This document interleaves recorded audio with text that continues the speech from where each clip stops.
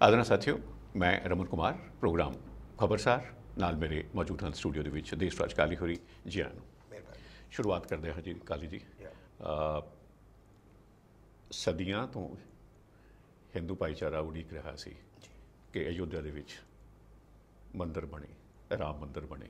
ਦਹਾਕਿਆਂ ਤੋਂ ਦੇਸ਼ ਆਜ਼ਾਦੀ ਤੋਂ ਬਾਅਦ ਤੋਂ ਅਦਾਲਤਾਂ ਦੇ ਵਿੱਚ ਕੇਸ ਚੱਲ ਰਹੇ ਸਨ, ਹੇਠਲੀ ਅਦਾਲਤ ਵਿੱਚ, ਹਾਈ ਕੋਰਟ ਵਿੱਚ, ਫਿਰ ਸੁਪਰੀਮ ਕੋਰਟ ਦੇ ਵਿੱਚ 12 ਸਾਲ ਲੱਗੇ ਸੁਣਵਾਈ ਨੂੰ। ਆਖਰ ਪਿਛਲੇ ਵਰੇ ਨਵੰਬਰ ਦੇ ਮਹੀਨੇ ਵਿੱਚ ਫੈਸਲਾ ਆਇਆ ਕਿ ਹਾਂ, ਇਹ ਇੱਥੇ ਜੋ ਹਿੰਦੂ ਭਾਈਚਾਰੇ ਦਾ ਜੋ ਪੱਖ ਸੀ ਉਹ ਕਬੂਲ ਕਰ ਲਿਆ ਗਿਆ ਔਰ ਥਾਂ ਜਿਹੜੀ ਹੈ ਰਾਮ ਮੰਦਰ ਵਾਸਤੇ ਜਿਹੜੀ ਰਾਮ ਜਨਮ ਭੂਮੀ ਟਰਸਟ ਹੈਗੀ ਉਸ ਨੂੰ ਸੌਂਪ ਦਿੱਤੀ ਜਾਵੇ। ਔਰ ਮੁਸਲਮਾਨ ਭਾਈਚਾਰੇ ਨੂੰ ਯੂਪੀ ਸਰਕਾਰ ਨੂੰ ਹਦਾਇਤ ਕੀਤੀ ਗਈ ਕਿ ਅਯੋਧਿਆ ਦੇ ਵਿੱਚ ਹੀ ਕਿਤੇ ਚੰਗੀ ਥਾਂ 'ਤੇ 5 ਏਕੜ ਜ਼ਮੀਨ ਮਸਜਿਦ ਵਾਸਤੇ ਦੇ ਦਿੱਤੀ ਜਾਵੇ। ਹੁਣ ਤਾਜ਼ਾ ਇਹ ਹੈ ਕਿ 5 ਅਗਸਤ ਵਾਲੇ ਦਿਨ ਪ੍ਰਧਾਨ ਮੰਤਰੀ ਨਰਿੰਦਰ ਮੋਦੀ ਹੋਰਾਂ ਨੇ ਭੂਮੀ ਪੂਜਨ ਵਿੱਚ ਹਿੱਸਾ ਲੈਣ ਤੋਂ ਬਾਅਦ ਜੋ ਹੈ ਰਸਮੀ ਤੌਰ 'ਤੇ ਇਸ ਮੰਦਰ ਦਾ ਨੀਂਹ ਪੱਥਰ ਰੱਖ ਦਿੱਤਾ ਹੈ। ਔਰ ਸਮੁੱਚੇ ਹਿੰਦੂ ਭਾਈਚਾਰੇ ਦੇ ਵਿੱਚ, ਦੇਸ਼ ਦੁਨੀਆ ਦੇ ਵਿੱਚ ਬੜੀ ਖੁਸ਼ੀ ਹੈ, ਬੜਾ ਉਤਸ਼ਾਹ ਹੈ, ਬੜੀ ਆਸਥਾ ਹੈ। ਕੀ ਆਖਣਾ ਹੈ?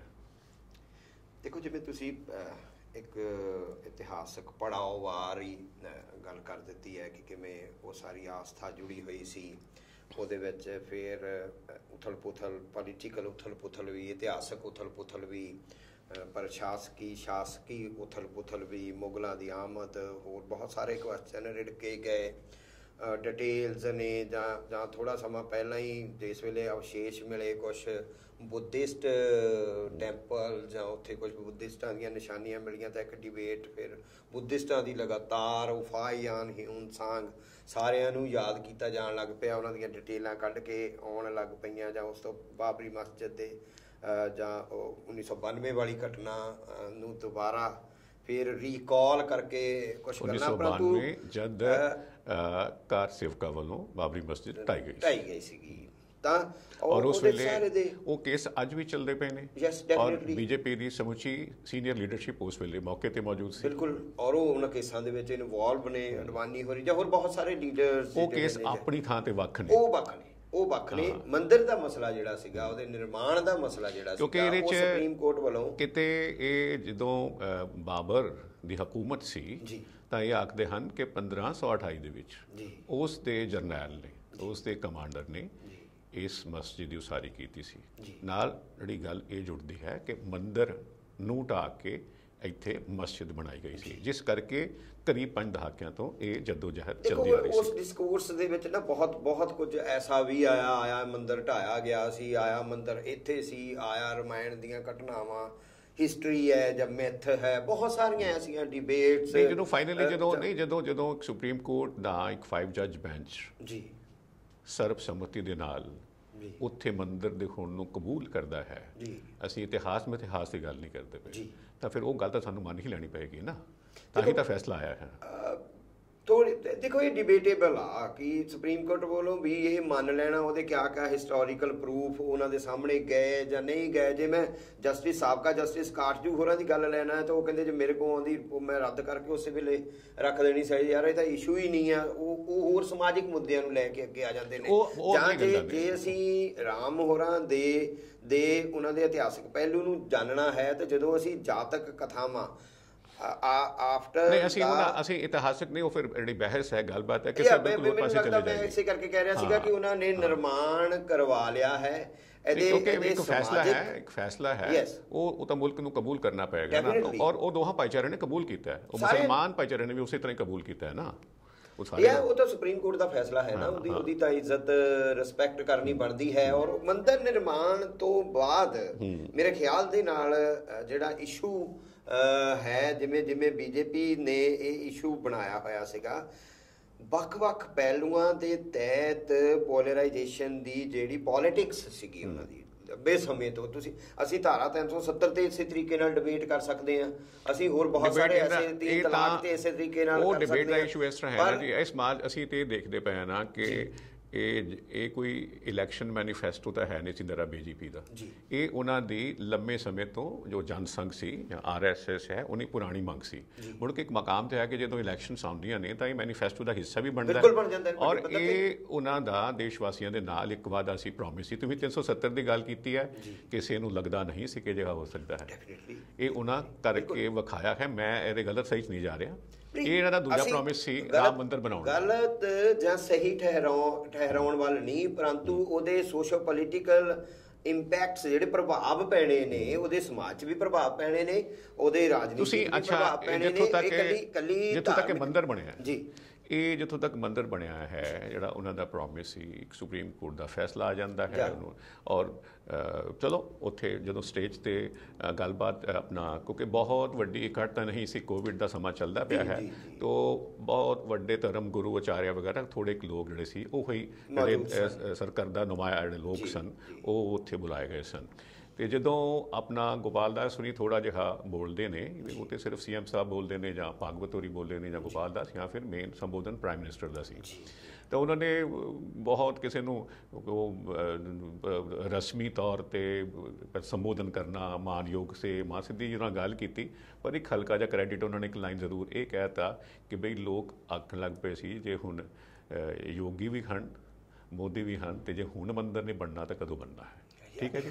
ਮੈਂ ਸਿਰਫ ਅਗਲੀ ਗੱਲ ਇਹ ਨਾਲ ਜੋੜਨੀ ਚਾਹੁੰਦਾ ਜਾਂ ਪੁੱਛਣੀ ਚਾਹੁੰਦਾ ਆਪ ਜੀ ਕੋਲੋਂ ਕਿ ਬੀਜੇਪੀ ਦਾ ਇਹ ਇੱਕ ਬਹੁਤ ਵੱਡਾ ਹਾਸਲ ਹੈ ਤੇ ਇਸ ਦੇਸ਼ ਦੇ ਵਿੱਚ ਬੀਜੇਪੀ ਦਾ ਆਉਣ ਵਾਲੇ ਸਮੇਂ ਨੂੰ ਵੇਖਦਿਆਂ ਹੋਇਆਂ ਲੋਕਾਂ ਦੇ ਵਿੱਚ ਕੱਦ ਬੁੱਤ ਕਿੰਨਾ ਕੁ ਵੱਧਦਾ ਹੈ?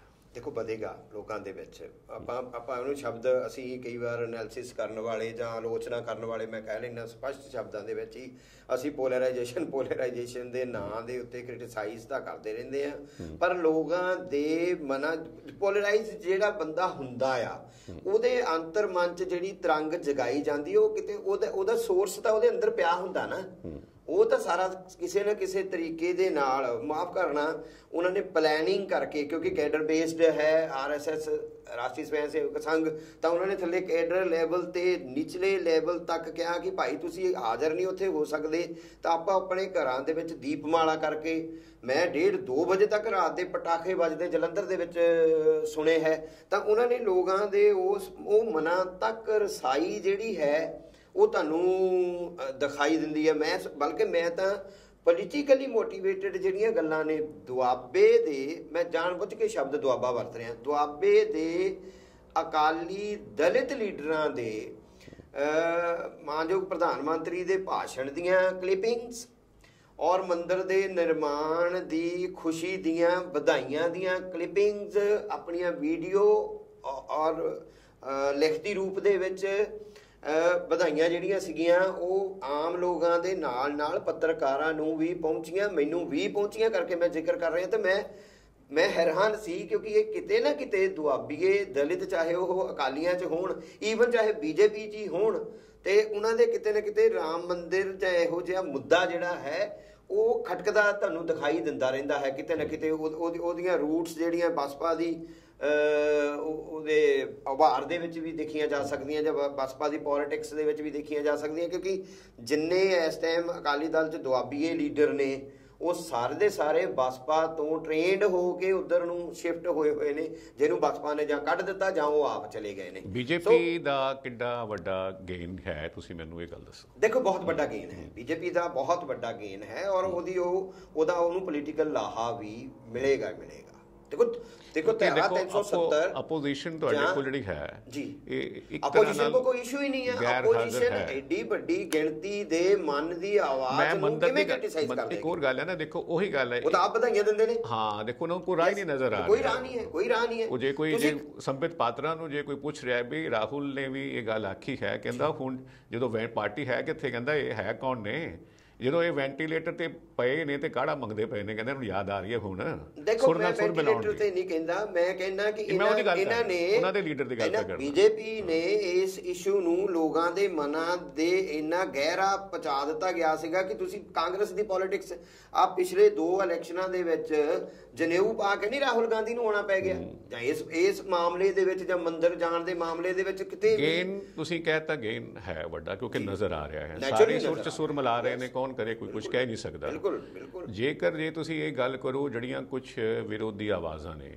ਇੱਕ ਸਾਡੇ ਮੁਲਕ ਦੇ ਬੜੇ ਸੁਗੜ ਸਿਆਣੇ ਕਾਲਮ ਨਵੀਸ ਨੇ, ਪ੍ਰਤਾਪ ਭਾਨੂ ਮਹਿਤਾ ਹੋਰੀ ਹੈ ਜੀ, ਪਿੱਛੋਂ ਅਸ਼ੋਕਾ ਯੂਨੀਵਰਸਿਟੀ ਤੋਂ ਹਟਾਏ ਗਏ ਨੇ, ਤੇ ਉਹ ਹੁਣ ਜਿਹੜਾ ਉਹਨਾਂ ਦਾ ਲੇਟੈਸਟ ਲੇਖ ਹੈ ਉਹ ਹੁਣ ਆਖ ਰਹੇ ਨੇ ਕਿ ਇਹ ਤੁਸੀਂ ਮੇਰੇ ਕੋਲੋਂ ਮੇਰਾ ਰਾਮ ਖੋਹ ਲਿਆ। ਇਹ ਉਹਨਾਂ ਦੇ ਲਫ਼ਜ਼ ਮਤਲਬ ਫੀਲਿੰਗ ਹੈ ਜਿਹੜੀ ਰਾਮ ਨੂੰ ਮੰਦਰ ਦੀ ਲੋੜ ਹੈ ਨਹੀਂ ਜੀ, ਤੇ ਇਹ ਸਿਰਫ ਔਰ ਸਿਰਫ ਬੀਜੇਪੀ ਦੇ ਬਹੁ ਗਿਣਤੀਵਾਦ ਦੀ ਧੌਂਸ ਜਮਾਉਣ ਦਾ ਜਿਹੜਾ ਹੈ ਇਹ ਉਹਨਾਂ ਦਾ ਇੱਕ ਕਾਰਾ ਹੈ ਪੂਰਾ। ਇਹ ਲਫ਼ਜ਼ ਵਰਤੇ ਉਹਨਾਂ ਨੇ, ਅੰਗਰੇਜ਼ੀ ਦੇ ਲਫ਼ਜ਼ ਹੋਰ ਨੇ। ਦੇਖੋ ਇੰਡੀਅਨ ਫਿਲਾਸਫੀ ਚ ਮਿਥ ਚ, ਜਾਂ ਕਿਉਂਕਿ ਮਿਥ ਤੋਂ ਬਗੈਰ ਇੰਡੀਅਨ ਬੰਦੇ ਦੇ ਮਨ ਦੀ ਘਾੜਤ ਨੂੰ ਸਮਝਿਆ ਨਹੀਂ ਜਾ ਸਕਦਾ। ਉਹ ਕਹਿ ਰਹੇ ਕਿ ਮੇਰਾ ਰਾਮ, ਇਹਨਾਂ ਨੇ ਮੇਰਾ ਰਾਮ ਮੇਰੇ ਕੋਲੋਂ ਖੋਹ ਲਿਆ ਹੈ। ਮੈਂ ਉਹਨਾਂ ਦੇ ਨਾਲ ਵੀ ਥੋੜਾ ਜਿਹਾ ਡਿਫਰ ਕਰਦਾ ਕਿ ਤੁਹਾਡਾ ਰਾਮ ਉਹ ਕਿਵੇਂ ਖੋਹ ਸਕਦੇ ਨੇ।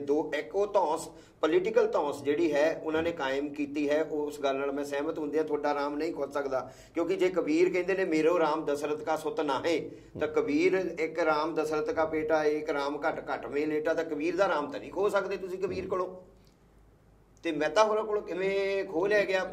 ਪਰ ਦੇਖੋ ਜਿਹੜੀ ਧਰਮ ਦੀ ਬਹੁਤ ਬਾਰੀਕ ਗੱਲ ਹੈ, ਲਿਵਿੰਗ ਕੰਟੈਂਪਰੇਰੀ ਕਾਉਂਟ, ਮੈਂ ਉਸ ਗੱਲ ਨਾਲ ਉਹਨਾਂ ਦੀ ਨਾਲ ਮੈਂ ਸਹਿਮਤ ਹਾਂ, ਪਰੰਤੂ ਜਿਹੜਾ ਨੁਕਤਾ ਹੈ ਬਹੁਤ ਬਾਰੀਕ ਕਿ ਸਾਡੇ ਸਤਿਗੁਰ ਲੋਕ, ਸਾਡੇ ਗੁਰੂ ਸਾਹਿਬਾਨ, ਸਾਡੇ ਵੱਡੇ ਲੋਕ, ਸਾਡੇ ਪੂਰਵਜ, ਸਾਡੇ ਪੂਜਣ ਵਾਲੇ, ਉਹਨਾਂ ਨੇ ਹਰੀ ਮੰਦਰ ਦਾ ਨਿਰਮਾਣ ਕੀਤਾ, ਤੇ ਜਦੋਂ ਮਹਾਰਾਜਾ ਰਣਜੀਤ ਸਿੰਘ ਦੇ ਕੋਲ ਬਾਗਡੋਰ ਹੈ ਪੰਜਾਬ ਦੀ, ਤਾਂ ਉਹੀ ਹਰੀ ਮੰਦਰ ਫਿਰ ਸਵਰਨ ਮੰਦਰ ਬਣਦਿਆਂ ਉਹਦੀ ਰਾਜ ਸੱਤਾ ਵਾਲੀ ਧੌਂਸ ਵਾਲੀ ਜਿਹੜੀ ਜਿਹਦੇ ਵੱਲ ਨੂੰ ਇਸ਼ਾਰਾ ਕਰ ਰਹੇ ਸਨ ਭਾਨੂ ਪ੍ਰਤਾਪ ਹੋਰੀ, ਲਗਭਗ ਉਹੋ ਜਿਹਾ ਹੀ ਫਿਰ ਕਿਵੇਂ ਉਹ ਇੰਸਟੀਟਿਊਸ਼ਨਲਾਈਜ਼ਡ ਹੁੰਦਾ ਹੈ, ਔਰ ਇੰਸਟੀਟਿਊਸ਼ਨਲਾਈਜ਼ਡ ਹੁੰਦੇ ਆ ਕਿਵੇਂ ਅਧਿਆਤਮ ਤੋਂ ਅਸੀਂ ਦੂਰ ਜਾਂਦੇ ਆ।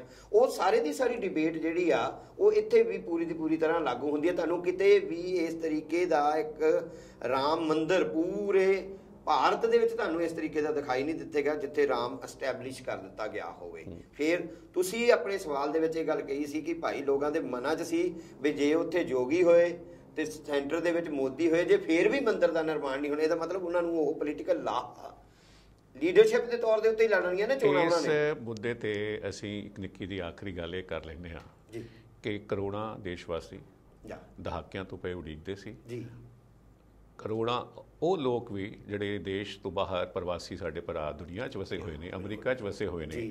ਅਸੀਂ ਟਾਈਮ ਸਕੁਆਇਰ 'ਚ ਦੇਖਿਆ ਉਹਨਾਂ ਨੇ ਕਿਸ ਬੁਲੰਦ ਤਰੀਕੇ ਦੇ ਨਾਲ ਉੱਥੇ ਕੁਝ ਵਿਰੋਧ ਵੀ ਔਰ ਲੋਕ ਖੁਸ਼ੀਆਂ ਰੱਜ ਕੇ ਡਾਡੀਆਂ ਬਣਾ ਰਹੇ ਨੇ। ਥੋੜਾ ਜਿਹਾ ਵਿਰੋਧ ਵੀ ਇਸ ਮਾਮਲੇ 'ਚ, ਇਸ ਮੁੱਦੇ ਨੂੰ ਲੈ ਕੇ ਅਸੀਂ ਵਿਰੋਧ ਨੂੰ ਇੱਕ ਪਾਸੇ ਰੱਖ ਕੇ ਅਸੀਂ ਉਹ ਸਾਰੇ ਲੋਕ ਜਿਨ੍ਹਾਂ ਦੇ ਦਹਾਕਿਆਂ ਦੇ ਚਾਅ ਪੂਰੇ ਹੋਏ ਨੇ, ਉਹਨਾਂ ਦੇ ਜੀਵਨ ਕਾਲ ਦੇ ਵਿੱਚ ਇਹ ਸਾਰਾ ਕੁਝ ਹੋਣ ਜਾ ਰਿਹਾ ਸੀ, ਉਹਨਾਂ ਦੇ ਨਾਲ ਵਧਾਈ ਸਾਂਝੀ ਕਰਦੇ ਹਾਂ ਔਰ ਅਗਲੀ ਗੱਲ ਵੱਲ ਵਧਦੇ ਹਾਂ। ਪੰਜਾਬ ਆ ਜਾਂਦੇ ਹਾਂ ਹੈ ਜੀ। ਪੰਜਾਬ ਕੈਬਨਿਟ ਦੀ ਮੀਟਿੰਗ ਹੋਈ ਜਾਂ ਸਰਗਰਮੀ, ਪੋਲੀਟੀਕਲ ਸਰਗਰਮੀ ਪੰਜਾਬ 'ਚ ਵਧੀ ਹੋਈ ਹੈ, ਤੇ ਕਿਉਂਕਿ ਹਾਦਸਾ ਬੜਾ ਵੱਡਾ ਹੋਇਆ ਅੰਮ੍ਰਿਤਸਰ, ਬਟਾਲਾ, ਤਰਨਤਾਰਨ ਦੇ ਵਿੱਚ ਵੱਡੀਆਂ ਜਾਨਾਂ ਗਈਆਂ ਨੇ। 100 ਤੋਂ ਵੱਧ ਜਾਨਾਂ ਦਾ ਜਾਣਾ, ਇੱਕ ਜਾਨ ਚਲੀ ਜਾਵੇ ਘਰ 'ਚ ਹਨੇਰਾ ਹੋ ਜਾਂਦਾ ਹੈ। ਉਹ ਅਨੇਕ ਘਰ ਜਿਹੜੇ ਨੇ ਉਹ ਪਰਿਵਾਰਾਂ ਦੇ ਸ਼ਿਕਾਰ ਹੋ ਗਏ ਨੇ। ਆਉਣ ਵਾਲਾ ਸਮਾਂ ਬੜਾ ਤੋ ਜ਼ਾਰਾ ਤੌਰ ਤੇ ਸਰਕਾਰ ਦੇ ਉੱਪਰ, ਨਿਜ਼ਾਮ ਦੇ ਉੱਪਰ ਉਂਗਲੀ ਤਾਂ ਉੱਠਣੀ ਹੈ, ਸਵਾਲ ਵੀ ਕੀਤੇ ਗਏ ਹਨ ਔਰ ਸਿਆਸਤ ਸਰਗਰਮ ਹੋ ਗਈ। ਵਿਰੋਧੀ ਪਾਰਟੀਆਂ ਨੂੰ ਇੱਕ ਡਾਢਾ ਵੱਡਾ ਮੌਕਾ ਮਿਲਿਆ, ਆਪਣੀ ਜ਼ਮੀਨ ਤਲਾਸ਼ ਰਹੀਆਂ ਸਨ। ਸਰਕਾਰ ਨੇ ਜਿਵੇਂ ਜ਼ਮੀਨ ਦੇਤੀ ਹੋਵੇ, ਤੇ ਹੁਣ ਫਿਕਰ ਪੈ ਗਿਆ ਸਰਕਾਰ ਨੂੰ, ਤੇ ਕੈਬਨਿਟ ਬਹਿ ਗਈ ਰਲ ਕੇ ਸਾਰੀ, ਤੇ ਮੁੱਖ ਮੰਤਰੀ ਹੋਰਾਂ ਨੇ ਮੰਤਰੀਆਂ ਨੂੰ ਜਿਵੇਂ ਆਖਿਆ ਹੈ, ਜਿਵੇਂ ਰਿਪੋਰਟਸ ਆ ਰਹੀਆਂ ਨੇ ਕਿ ਬਈ ਡਟ ਜਾਓ। ਹਾਂਜੀ, ਇਹ ਡਟਣਾ ਜਿਹੜਾ ਹੈ ਵਿਰੋਧੀ ਪਾਰਟੀਆਂ ਤੇ ਵਿਰੋਧੀ ਪਾਰਟੀਆਂ ਦੇ ਆਗੂ ਹਾਂਜੀ ਜਿਹੜੇ ਬੁਲਾਰ ਹੋਏ ਦੇ ਨੇ, ਔਰ ਜਿਹੜੀ ਅੰਦਰਲੀ ਵੰਗਾਰ ਹੈ ਸ਼ਮਸ਼ੇਰ ਸਿੰਘ ਦੂਲੋ ਔਰ ਬਾਜਵਾ ਹੋਰਾਂ ਨੂੰ ਲੈ ਕੇ, ਇਸ ਬਾਰੇ ਗੱਲਬਾਤ ਸਾਂਝੀ ਕਰੋ। ਦੇਖੋ ਬਿਲਕੁਲ 2-3 ਐਂਗਲਾਂ ਤੋਂ ਸਰਕਾਰ ਫਸੀ ਹੋਈ ਹੈ। ਕੈਪਟਨ ਮੁੱਖ ਮੰਤਰੀ ਦੇ ਤੌਰ ਦੇ ਉੱਤੇ ਬਜਾਤੇ ਖੁਦ ਫਸੇ ਹੋਏ ਨੇ, ਕਿਉਂਕਿ ਅਕਾਲੀ ਦਲ ਨੇ ਉਹਨਾਂ ਦੀ ਗੁੰਮਸ਼ਦਗੀ ਦੇ ਪੋਸਟਰ ਤੇ ਬੈਨਰ ਜਿਹੜੇ ਆ ਉਹ ਪਟਿਆਲਾ ਦੇ ਵਿੱਚ ਲਾ ਦਿੱਤੇ ਗਏ ਨੇ ਕਿ ਉਹ ਗੁਆਚੇ ਹੋਏ ਨੇ, ਪੰਜਾਬ 'ਚ ਕਿਤੇ ਲੱਭਦੇ ਹੀ ਨਹੀਂ। ਔਰ ਖਾਸ ਕਰਕੇ ਜਦੋਂ ਇਹ 113 ਲੋਕਾਂ ਦੀ ਮੌਤ ਜ਼ਹਿਰੀਲੀ ਸ਼ਰਾਬ ਨਾਲ ਮਾਝਾ ਥਰ ਆਇਆ, ਅਕਾਲ ਦੇ ਮੂੰਹ 'ਚ ਗਿਆ, ਜਿਹੜੇ ਉਹ ਪਰਿਵਾਰ ਗਰੀਬ ਪਰਿਵਾਰ ਜਿਨ੍ਹਾਂ ਦਾ ਅੱਗੇ ਹੀ ਮਸਾਂ ਹੀ ਡੰਗ ਟਪਾਊ ਸੀ, ਸਿਰ ਤੇ ਛੱਤ ਨਹੀਂ ਹੈ, ਜਿੱਤੇ ਪੁੱਤ ਦੋਏ, ਜੋ ਹਾਲਤ ਉੱਥੇ ਦੀ ਸਾਰੀ ਅਸੀਂ ਸਾਰੇ ਜਾਣਦੇ ਹਾਂ। ਉਹ ਹਾਲਤ ਬਿਆਨ ਕਰਦੇ ਰੌਂਗਟੇ ਖੜੇ ਹੋ ਜਾਂਦੇ ਆ। ਇਹੋ ਜਿਹੀ ਹਾਲਤ ਆ। ਤਾਂ ਸਵਾਲ ਤਾਂ ਇਹ ਵੀ ਹੋਇਆ ਕੈਪਟਨ ਹੋਰਾਂ ਨੂੰ, ਮੀਡੀਆ ਵੱਲੋਂ ਵੀ ਹੋਇਆ, ਆਪੋਜੀਸ਼ਨ ਹੋਰਾਂ ਵੱਲੋਂ ਵੀ ਹੋਇਆ ਕਿ ਕਿਸੇ ਦੇ ਜਾ ਕੇ ਤੂੰ ਹਾਂ ਦਾ ਨਾਰਾ ਹੀ ਨਹੀਂ ਮਾਰਿਆ। ਹਾਲਾਂਕਿ ਉਹਨਾਂ ਨੇ 2 ਲੱਖ ਰੁਪਈਆ ਪ੍ਰਤੀ ਪਰਿਵਾਰ ਗ੍ਰਾਂਟ ਦੀ ਐਲਾਨ ਵੀ ਕਰਤਾ, 70 ਲੋਕਾਂ ਨੂੰ ਮਿਲ ਵੀ ਗਈ। ਵੀਰਵਾਰ ਵਾਲੇ ਦਿਨ 2 ਮੰਤਰੀਆਂ ਦੀ ਡਿਊਟੀ ਲਗਾਈ ਸੀ, ਉਹ ਤਕਸੀਮ ਕੀਤਾ ਗਿਆ। ਚਲੋ ਮੈਂ ਕਹਿੰਦਾ ਕਿ ਉਹ ਕੱਲ ਵੀਰਵਾਰ ਜਾ ਕੇ ਉਹ ਵੰਡ ਆਏ ਸੀ। ਉਹਨਾਂ ਦੀ ਥੋੜਾ ਜਿਹਾ ਤੋਰੇ ਜ਼ਿੰਦਗੀ ਜਿਹੜੀ ਹੈ ਥੋੜੀ ਜਿਹੀ ਚੁੱਲ੍ਹਿਆਂ ਦੀ ਅਗਨ ਤਪਦੇ ਰਹਿਣ ਲਈ ਉਹਨਾਂ ਗਰੀਬ ਲੋਕਾਂ ਦੇ ਪੈਸੇ ਦੀ ਜ਼ਰੂਰਤ ਹੈ, ਪਰੰਤੂ ਕਿਤੇ ਨਾ ਕਿਤੇ ਜਿਹੜੀ ਸੰਵੇਦਨਾ ਹੁੰਦੀ ਹੈ, ਜਿਹੜਾ ਢਾਰਸ ਬਣਾਉਣਾ ਹੁੰਦਾ ਹੈ, ਜਿਹੜਾ ਸਾਡੀ ਵੱਡੀ ਲੀਡਰਸ਼ਿਪ ਜਾ ਕੇ ਕਿਤੇ ਮੋਢੇ ਤੇ ਹੀ ਹੱਥ ਰੱਖ ਦੇਵੇ, ਉਹਦੇ ਨਾਲ ਜਿਹੜਾ ਉਹਨਾਂ ਦਾ ਹੌਸਲਾ ਵੱਧਦਾ ਹੈ, ਉਹਨਾਂ ਪਰਿਵਾਰਾਂ ਨੂੰ ਕਿਤੇ ਨਾ ਕਿਤੇ ਉਮੀਦ ਜਾਗਦੀ ਹੈ। ਕਾਲੀ ਜੀ ਕਿ ਕਾਸ਼ ਕਿ ਅਸੀਂ ਸਾਡੀਆਂ ਸਰਕਾਰਾਂ ਜੀ ਅਜਿਹਾ ਸਮਾਜ ਸਿਰਜ ਸਕਣ ਜੀ, ਅਜਿਹੀ ਵਿਵਸਥਾ ਹੌਲੀ ਹੌਲੀ ਕਰਕੇ ਤਿਆਰ ਕਰ ਸਕਣ ਕਿ ਅਜਿਹੀਆਂ ਹਮਦਰਦੀਆਂ ਤੇ ਅਜਿਹੀਆਂ ਸੰਵੇਦਨਾਵਾਂ ਨੂੰ ਪ੍ਰਗਟਾਉਣ ਦਾ ਮੌਕਾ ਹੀ ਨਾ ਮਿਲੇ। ਹਾਂਜੀ, ਪਰ ਤੁਸੀਂ ਦੇਖੋ ਨਾ, ਇਸ ਮਾਮਲੇ ਨੂੰ ਜੇ ਲੈਨੇ ਆ ਤੇ ਪਕੋਕਾ ਜੀ ਅਸੀਂ ਬਣਾ ਦੇਣਾ, ਉਹ ਕਾਨੂੰਨ ਬਣਾ ਦੇਣਾ ਜਿਹਦੇ ਵਿੱਚ ਬਹੁਤ ਜ਼ਿਆਦਾ ਸਖਤ ਸਜ਼ਾਵਾਂ ਇਹੋ ਜਿਹੇ ਲੋਕਾਂ ਨੂੰ ਦਿੱਤੀਆਂ ਜਾਣਗੀਆਂ। ਜਿਵੇਂ ਸਾਡੇ ਮੁੱਖ ਮੰਤਰੀ ਨੇ ਸੀਟ ਤੇ ਬੈਠ ਕੇ ਆਪਣੀ ਤੇ ਐਲਾਨ ਕਰ ਦਿੱਤਾ ਕਿ ਇਹਨਾਂ ਨੂੰ ਧਾਰਾ 302 ਯਾਨੀ ਕਤਲ ਹੋਏ ਨੇ, ਇਹ ਮੌਤਾਂ ਨਹੀਂ, ਕਤਲ ਹੋਏ ਨੇ ਤੇ ਕਤਲ ਦਾ। ਔਰ ਡੀਜੀਪੀ ਨੂੰ ਵੀ ਇਹ ਪਹਿਲੂ ਵੇਖਣ ਵਾਲਾ ਹੈ ਕਿ ਅਸੀਂ ਜਿਹੜਾ ਗੱਲ ਕੀਤੀ ਕਿ ਉਹਨਾਂ ਨੇ ਕਿਹਾ ਵੀ ਹੁਣ ਡਟ ਜਾਓ ਨੇ ਮੰਤਰੀਆਂ ਨੂੰ, ਜੋ ਦੂਲੋ ਹੋ ਰਹੇ ਨੇ ਉਹ ਕਰਕੇ ਵੀ ਅੰਦਰ ਵੀ ਵੰਗਾਰ ਹੈ। ਜਿਹੜਾ ਤੁਸੀਂ ਗੱਲ ਕੀਤੀ ਹੈ, ਪਹਿਲੋਂ ਇੱਕ ਦਿਨ ਆਖਦੇ ਨੇ ਸਖਤੀ ਦੀ ਗੱਲ ਕਰਦੇ ਨੇ ਜਦੋਂ ਵਾਰਦਾਤ ਹੁੰਦੀ ਹੈ, ਤੇ ਫਿਰ ਉਹ ਆਖਦੇ ਨੇ ਕਿ ਇਹ ਕਾਤਲ ਨੇ। ਫਿਰ ਉਹ 5 ਅਗਸਤ 3 ਤਰੀਕ ਨੂੰ ਆਖਦੇ ਨੇ, ਫਿਰ 5 ਅਗਸਤ ਨੂੰ ਡਾਇਰੈਕਸ਼ਨਸ ਨਵੀਆਂ ਦਿੰਦੇ ਨੇ ਪੁਲਿਸ ਨੂੰ। ਕਾਤਲ ਕਹਿਣਾ ਹੋਰ ਗੱਲ ਹੈ, ਉਹਨੇ ਕਿਹਾ ਵੀ ਕਤਲ ਦਾ ਕੇਸ ਦਰਜ ਕੀਤਾ ਜਾਏ ਤੇ ਨਾਲ ਸਾਰੇ ਪੰਜਾਬ 'ਚ ਇਸ ਵੇਲੇ ਛਾਪੇਮਾਰੀਆਂ ਚੱਲਦੀਆਂ ਪਈਆਂ ਜੀ। ਬਹੁਤ ਵੱਡੀ ਪੱਧਰ ਦੇ ਉੱਤੇ ਛਾਪੇਮਾਰੀਆਂ, 1000 ਤੋਂ ਉੱਪਰ FIR ਲਾਂਚ ਹੋ ਗਈਆਂ ਨੇ, ਬੰਦੇ ਗ੍ਰਿਫਤਾਰ ਹੋ ਗਏ ਨੇ। 5 ਲੱਖ ਲੀਟਰ ਤੋਂ ਜ਼ਿਆਦਾ ਲਾਹਣ ਫੜ ਲਈ ਹੈ, 22,000 ਲੀਟਰ ਤੋਂ ਵੱਧ ਐਲਕੋਹਲ ਜਿਹੜੀ ਹੈ ਐਸਿਡ ਵਗੈਰਾ ਜਿਹੜਾ ਪੇਂਟ 'ਚ ਪੈਂਦਾ ਹੈ, ਜਿਹਦੇ ਨਾਲ ਉਹ ਸਾਰੇ ਮਰੇ ਨੇ। ਲੁਧਿਆਣਾ ਤੋਂ ਖਾਸ ਤੌਰ ਤੇ ਪੇਂਟ ਡੀਲਰ ਲੁਧਿਆਣਾ ਵਾਲਾ ਬਹੁਤ ਜ਼ਿਆਦਾ ਸਤਰਕਤਾ। ਪਰ ਮੈਂ ਕਹਿੰਦਾ ਮੇਰਾ ਇੱਕੋ ਹੀ ਸਵਾਲ ਹੈ ਇਹਦੇ ਉੱਤੇ, ਫਿਰ ਮੈਂ ਤੁਹਾਡੇ ਪਹਿਲੇ ਸਵਾਲ ਤੇ ਆ ਜਾਵਾਂਗਾ ਵੀ ਜਦੋਂ ਉਦੋਂ ਜਾਗਦੇ ਨੇ ਜਦੋਂ ਬਹੁਤ ਕੁਝ ਹੋ ਵਾਪਰ ਚੁੱਕਿਆ ਹੁੰਦਾ ਹੈ, ਜਦੋਂ 113 ਲਾਸ਼ਾਂ ਦੀ ਬੇਹੁਰਮਤੀ ਵੀ ਅਸੀਂ ਦੇਖੀ ਉਹ ਵੀ ਬੜਾ ਹੋਇਆ ਹਸਪੀਟਲਾਂ ਦੇ ਵਿੱਚ, ਉਹ ਵੀ ਬੜਾ ਹੋਇਆ, ਉਹ ਵੀ ਬਹੁਤ ਭਿਆਨਕ ਇਨ ਦਾ ਸੈਂਸ ਕਿ ਪਹਿਲੀ ਗੱਲ ਤਾਂ 3 ਦਿਨ ਪੋਸਟਮਾਰਟਮ ਨਹੀਂ ਹੋ ਰਿਹਾ, ਫਿਰ ਐਂਬੂਲੈਂਸ ਉਸ ਤੋਂ ਪਹਿਲਾਂ ਸਟਾਰਟਿੰਗ ਦੇ ਵਿੱਚ ਤਾਂ ਪੁਲਿਸ ਨੇ ਦਬਾਅ ਪਾ ਕੇ ਪੋਸਟਮਾਰਟਮ ਹੋਣ ਹੀ ਨਹੀਂ ਦਿੱਤਾ। ਉਹ ਜਦੋਂ ਸ਼ੁਰੂਆਤ ਹੋਈ ਮੁੱਛਲ ਪਿੰਡ ਤੋਂ ਜਦੋਂ 6 ਮੌਤਾਂ ਹੋਈਆਂ, ਉਦੋਂ ਇਹ ਸੀ ਲੱਗਿਆ ਇਲਜ਼ਾਮ ਕਿ ਪ੍ਰੈਸ਼ਰਾਈਜ਼ ਕੀਤਾ ਗਿਆ ਔਰ ਸਾਨੂੰ ਨਹੀਂ ਸੀ ਪਤਾ ਤੇ ਮੁੜ ਕੇ ਉਹਨਾਂ ਨੂੰ ਲਾਈਨਾਂ ਚਲਾਇਆ। ਬਹੁਤ ਵੱਡੀ ਟ੍ਰੈਜੇਡੀ ਦਾ ਆਗਾਜ਼ ਹੋ ਰਿਹਾ ਸੀ ਮੁੱਛਲ ਦੇ ਵਿੱਚ ਉਸ ਵੇਲੇ। ਸੋ ਇਹ ਸਾਰੇ ਦੇ ਨਾਲ ਜਿਹੜਾ ਤੁਸੀਂ ਡਟ ਜਾਓ ਵਾਲੀ ਗੱਲ ਕੀਤੀ ਹੈ, ਉਹ ਮੇਰੇ ਖਿਆਲ ਦੇ ਨਾਲ ਕੈਪਟਨ ਜਦੋਂ ਪਹਿਲਾਂ ਉੱਠਿਆ ਸੀਗਾ ਤਾਂ ਖੁੰਡਾ ਚੱਕਿਆ ਸੀ ਉਹਨੇ, ਹੁਣ ਮੇਰੇ ਖਿਆਲ ਨਾਲ ਡਟ ਜਾਓ ਦੀ ਜਗ੍ਹਾ ਉਹਨੇ ਠੋਕ ਦਿਓ ਵਰਗਾ। ਠੋਕ ਦਿਓ ਵਾਲੇ ਸਾਡੇ ਭਾਈ ਸਾਹਿਬ ਤਾਂ ਅੱਜ ਕੱਲ੍ਹ ਦਿਖਦੇ ਹੀ ਨਹੀਂ, ਨਵਜੋਤ ਸਿੱਧੂ ਹੋ ਰਹੀ ਹੈ ਨਾ ਠੋਕੋ ਤਾਲੀ ਵਾਲੇ, ਉਹਨਾਂ ਦੀ ਤਾਲੀ ਕੈਪਟਨ ਨੇ ਉਹੀ ਠੋਕ ਦਿੱਤੀ ਹੈ, ਲੰਬੇ ਸਮੇਂ ਤੋਂ ਲੱਭ ਨਹੀਂ ਰਹੇ। ਪਰ ਇਸ ਇਸ਼ਾਰੇ ਦਾ ਹੈ ਕਿ ਠੋਕੋ ਆਪੋਜੀਸ਼ਨ ਨੂੰ ਵੀ, ਔਰ ਜਿਨ੍ਹਾਂ 2 ਵੱਡੇ ਲੀਡਰਾਂ ਨੇ, ਮੈਂਬਰ ਪਾਰਲੀਮੈਂਟ ਨੇ, ਸ਼ਮਸ਼ੇਰ ਸਿੰਘ ਦੂਲੋ ਔਰ ਪ੍ਰਤਾਪ ਸਿੰਘ ਬਾਜਵਾ ਹੋਰੀ, ਦੋਨੇ ਹੀ ਸਾਬਕਾ ਪ੍ਰਧਾਨ ਰਹੇ ਹੋਏ ਨੇ ਸਟੇਟ ਦੇ, ਪੰਜਾਬ ਸੂਬਾ ਕਾਂਗਰਸ ਦੇ ਵੱਡੇ ਲੀਡਰ ਨੇ, ਨਾਮਵਰ ਆਗੂ ਰਹੇ ਹੋਏ ਨੇ। ਕਾਂਗਰਸ ਪ੍ਰਤੀ ਲਾਇਲਟੀ ਦੀਆਂ ਗੱਲਾਂ ਵੀ ਅਸੀਂ ਕਰ ਸਕਦੇ ਜੇ ਪ੍ਰਧਾਨਗੀ ਹੋਏਗੀ ਤਾਂ। ਇਹ ਆਪਣਾ ਦਰਸ਼ਕਾਂ ਦੇ ਨਾਲ ਇਹ ਵਿਚਾਰ ਗੱਲ ਸਾਂਝਾ ਕਰਨੀ ਬਣਦੀ ਹੈ ਕਿ ਦੂਲੋ ਔਰ ਬਾਜਵਾ ਹੋਰਾਂ ਨੇ ਰਾਜਪਾਲ ਨਾਲ ਮੁਲਾਕਾਤ ਕਰਕੇ ਬੇਭਰੋਸਗੀ ਦਾ ਪ੍ਰਗਟਾਓ ਕੀਤਾ ਆਪਣੀ ਕਾਂਗਰਸ ਕੈਪਟਨ ਸਰਕਾਰ ਦੇ ਵਿੱਚ, ਤੇ ਆਖਿਆ ਕਿ ਰੀਇਨਫੋਰਸਮੈਂਟ ਡਾਇਰੈਕਟੋਰੇਟ ਔਰ CBI ਇਨਕੁਆਇਰੀ ਕਰਵਾਈ ਜਾਵੇ, ਜਿਹੜੇ ਮਹਿਕਮੇ ਦਿੱਲੀ ਕੋਲ ਸੈਂਟਰ ਵੱਲੋਂ ਕਿਹਾ। ਔਰ ਉਹਨਾਂ ਨੇ ਕਿਹਾ ਕਿ ਸਾਨੂੰ ਬਿਲਕੁਲ ਨਹੀਂ ਭਰੋਸਾ ਹੈ ਪੰਜਾਬ ਸਰਕਾਰ ਦੇ ਉੱਤੇ। ਇਹ ਗੱਲ ਮਤਲਬ ਜ਼ਾਹਰ ਤਾਂ ਪਹਿਲਾਂ ਵੀ ਸੀ ਕਿ ਇਹਨਾਂ ਨੂੰ ਜਿੱਦਾਂ ਉਹ ਚਾਹੁੰਦੇ ਨੇ ਅਜਿਹੀ ਥਾਂ ਜਾਂ ਜਿਹੜਾ ਮੁਕਾਮ ਜਾਂ ਉਹ ਨਹੀਂ ਮਿਲਿਆ ਦੇਖੋ ਤੇ ਉਹ ਅੱਜ ਹੁਣ ਇਹ ਕੱਲ੍ਹ ਮੌਕਾ ਤਾਂ- ਵੱਡਾ ਆ ਗਿਆ। ਅੱਜ ਕੱਲ੍ਹ ਇਹ ਤਾਂ ਹੁਣ ਫਿਰ ਵੈਸੇ- ਵੱਡੀ ਕਾਂਗਰਸ ਹਾਈ ਕਮਾਂਡ ਵਾਸਤੇ ਵੱਡੀ ਵੰਗਾਰ ਹੋ ਗਈ ਬਹੁਤ ਵੱਡੀ ਵੰਗਾਰ ਹੈ। ਦੇਖੋ ਪਹਿਲਾਂ ਤਾਂ ਅੱਜ ਕੱਲ ਵੈਸੇ ਹੀ ਸਫੋਕੇਸ਼ਨ ਜਿਹਾ ਦਾ ਮੌਸਮ ਚੱਲਣ ਡਿਆ, ਭਾਦੋਂ ਦਾ ਮਹੀਨਾ ਆ ਤੇ ਸਾਹ ਘੁੱਟ ਹੁੰਦਾ, ਪਸੀਨੇ ਆਉਂਦੇ ਆ।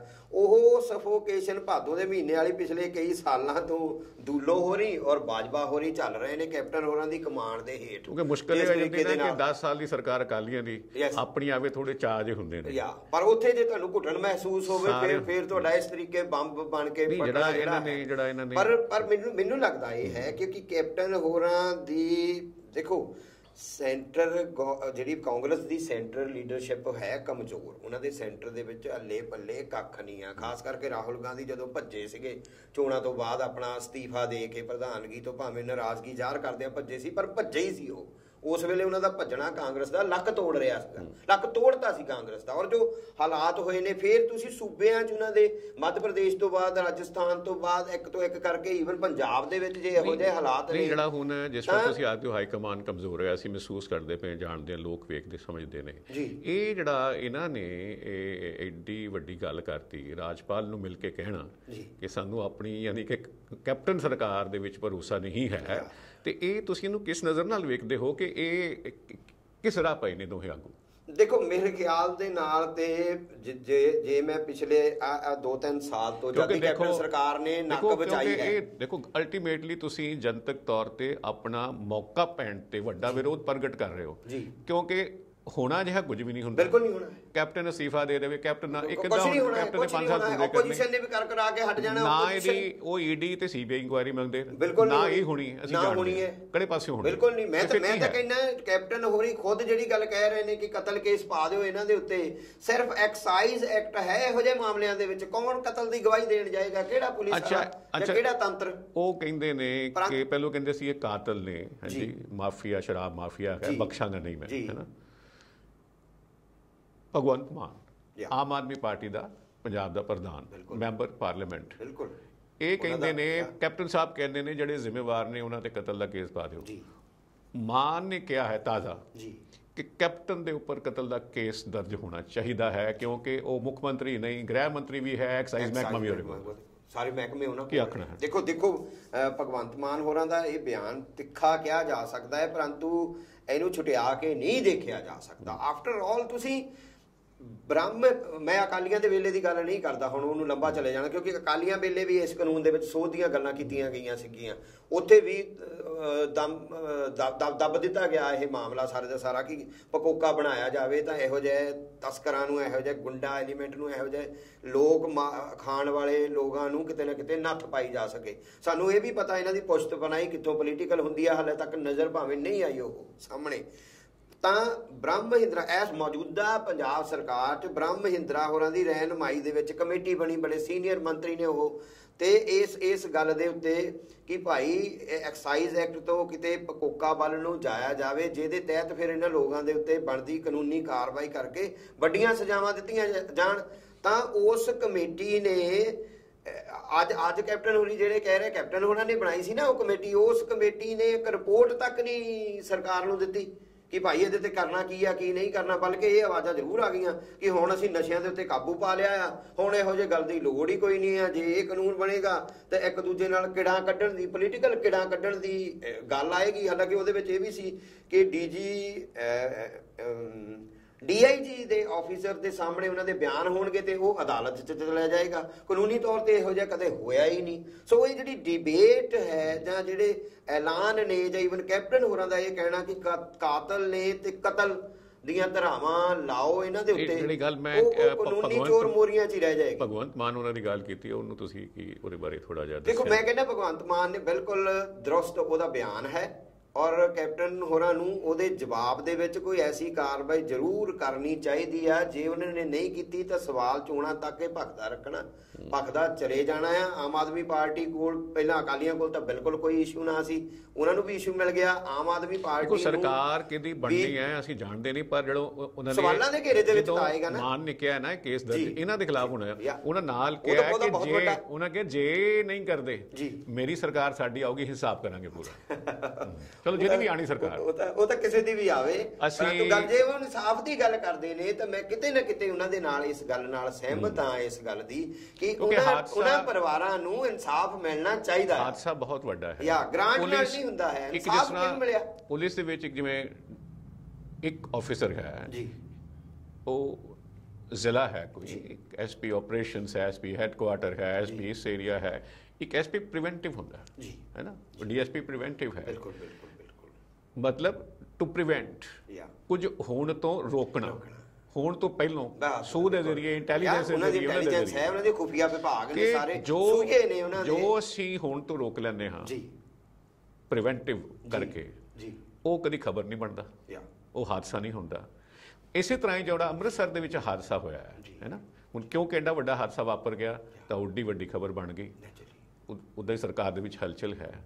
ਹੁਣ ਗੱਲ ਇਹ ਹੈ ਕਿ ਕਿਵੇਂ ਅਜਿਹਾ ਕੁਝ ਨਾ ਹੋਣ ਦਿੱਤਾ ਜਾਵੇ ਤਾਂ ਕਿ ਖਬਰ ਨਾ ਬਣੇ। ਕਿਤੇ ਨਾ ਕਿਤੇ ਦੇਖੋ ਨਾ, ਆਪਾਂ ਸੌਖੇ ਸ਼ਬਦਾਂ ਦੇ ਵਿੱਚ ਇਹ ਗੱਲ ਸਮਝ ਆ ਜਾਂਦੀ ਹੈ, ਸਾਡੇ ਦਰਸ਼ਕ ਵੀ ਸਾਰੇ ਸਮਝ ਜਾਂਦੇ ਨੇ, ਇੱਥੋਂ ਹੀ ਹੋ ਕੇ ਗਏ ਨੇ, ਇੱਥੇ ਹੀ ਰਹਿੰਦੇ ਨੇ, ਇੱਥੇ ਬਾਰੇ ਸੋਚਦੇ ਨੇ, ਚਿੰਤਨ ਵੀ ਇੱਥੇ ਦਾ ਹੀ ਕਰਦੇ ਨੇ। ਭਾਈ ਜੇ ਅੱਜ 5 ਲੱਖ ਲੀਟਰ ਕਿਲੋ ਲਾਣ ਫੜ ਲਈ, ਕਿੰਨੇ ਹਜ਼ਾਰ, 22,000 ਤੋਂ ਉੱਪਰ ਅਲਕੋਹਲ ਫੜ ਲਈ, 1,000 ਬੰਦਾ ਗ੍ਰਿਫਤਾਰ ਕਰ ਲਿਆ, ਇੱਕ ਹਫ਼ਤੇ ਦੇ ਅੰਦਰ ਅੰਦਰ ਹੀ ਏਡੇ ਏਡੇ ਐਕਸ਼ਨ ਕਰ ਦਿੱਤੇ। ਤਾਂ ਜ਼ਮੀਨ ਦੇ ਹੇਠਾਂ 1.5 ਲੱਖ ਜਿਹੜੀ ਸ਼ਰਾਬ ਨਜਾਇਜ਼ ਦੱਬੀ ਹੋਈ ਸੀ ਉਹ ਕਢਵਾ ਲਈ। ਤਾਂ ਇਹਦਾ ਮਤਲਬ ਪੁਲਿਸ ਦੇ ਕੋਲ ਭਾਈ ਜਾਣਕਾਰੀਆਂ ਤਾਂ ਹੁੰਦੀਆਂ ਹੀ ਨੇ। ਇਹ ਕੌਣ ਕਹਿ ਸਕਦਾ ਕਿ ਪੁਲਿਸ ਦੀ ਮਿਲੀ ਭੁਗਤ ਤੋਂ ਬਗੈਰ ਇਹੋ ਜਿਹੇ ਧੰਦੇ ਚੱਲਦੇ ਹੋਣਗੇ? ਮੁੱਦੇ ਇਸ ਤਰ੍ਹਾਂ ਦੇ ਹੈ ਜੀ, ਜਿੰਨਾ ਫਰੋਲੀ ਜਾਊ ਗੱਲ ਗਾਂ ਤੁਰਦੀ ਚਲੀ ਜਾਂਦੀ ਹੈ। ਲੇਕਿਨ ਇੱਕ ਇਹ ਵੀ ਗੱਲ ਨਾਲ ਹੈ ਕਿ ਪ੍ਰੋਗਰਾਮ ਕੈਮਰੇ ਦੇ ਜ਼ਰੀਏ ਹੋ ਰਿਹਾ ਹੁੰਦਾ ਤੇ ਕੈਮਰੇ ਦੇ ਪਿੱਛੇ ਕੈਮਰਾ ਪਰਸਨ, ਕੈਮਰਾਮੈਨ ਹੁੰਦਾ, ਉਸਨੇ ਇਸ਼ਾਰਾ ਕੀਤਾ ਟਾਈਮ ਦਾ। ਕਰੋਨਾ ਦੀ ਅਸੀਂ ਗੱਲ ਭਾਵੇਂ ਬਹੁਤ ਲੰਬੀ ਨਹੀਂ ਸੀ ਕਰਨੀ, ਥੋੜੀ ਕਰਨੀ ਸੀ, ਛੇਤੀ ਥੋੜੀ ਕਰ ਲਈਏ।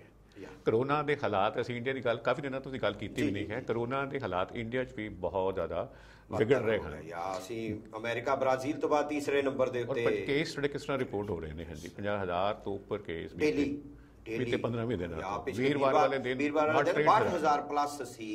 ਹੁਣ ਅਸੀਂ ਇੰਡੀਆ ਦੇ ਵਿੱਚ 2 ਮਿਲੀਅਨ 20 ਲੱਖ ਦਾ ਅੰਕੜਾ ਪਾਰ ਕਰ ਲਿਆ। ਔਰ ਜਿਹੜਾ ਐਨਾਲਿਸਿਸ ਹੈ, ਪੇਪਰਸ ਮੈਂ ਦੇਖ ਰਿਹਾ ਸੀ, ਉਹ ਇਹ ਬਿਆਨ ਕਰ ਰਹੇ ਨੇ ਕਿ ਅਮਰੀਕਾ ਦੇ ਵਿੱਚ, ਕਿਉਂਕਿ ਅਮਰੀਕਾ ਸਭ ਤੋਂ ਜ਼ਿਆਦਾ ਮੁਤਾਸਰ ਹੈ, ਨੰਬਰ ਆਫ ਕੇਸਿਸ ਤੇ ਡੈਥਸ, ਅਮਰੀਕਾ ਦੇ ਵਿੱਚ ਜਦੋਂ 20 ਲੱਖ ਕੇਸ ਹੋਏ ਨੇ ਤਾਂ ਉੱਥੇ ਡਬਲਿੰਗ ਰੇਟ 60 ਦਿਨ ਦਾ ਸੀ। ਬ੍ਰਾਜ਼ੀਲ ਦੂਜੇ ਨੰਬਰ ਤੇ ਹੈ। ਉਦੋਂ ਜਦੋਂ 20 ਲੱਖ ਕੇਸ ਹੋਏ ਨੇ ਤਾਂ ਡਬਲਿੰਗ ਰੇਟ ਜਿਹੜਾ ਸੀ 35-36 ਦਿਨਾਂ ਦਾ ਸੀ। ਇੰਡੀਆ ਦੇ ਵਿੱਚ ਡਬਲਿੰਗ ਰੇਟ ਜਿਹੜਾ ਹੈ, ਇਹ ਜਿਹੜਾ ਹੁਣ ਬੀਤੇ 22 ਦਿਨਾਂ ਦੇ ਵਿੱਚ ਕਹੋ ਕਿ ਡਬਲ ਹੋ ਗਏ ਕੇਸ ਸਾਡੇ, 10 ਲੱਖ ਤੋਂ ਅਸੀਂ 20 ਲੱਖ ਤੇ ਪਹੁੰਚ ਗਏ। ਤੇ ਅੱਗੋਂ ਇਹ ਅਨੁਮਾਨ ਦੱਸਿਆ ਜਾ ਰਿਹਾ ਹੈ ਕਿ ਜੇਕਰ ਇਹੋ ਰਫ਼ਤਾਰ ਰਹਿੰਦੀ ਹੈ ਤਾਂ ਇਹ ਡਬਲਿੰਗ 20 ਦੇ 40 ਲੱਖ 2 ਹਫ਼ਤਿਆਂ ਦੇ ਵਿੱਚ ਹੋ ਜਾਣਗੇ।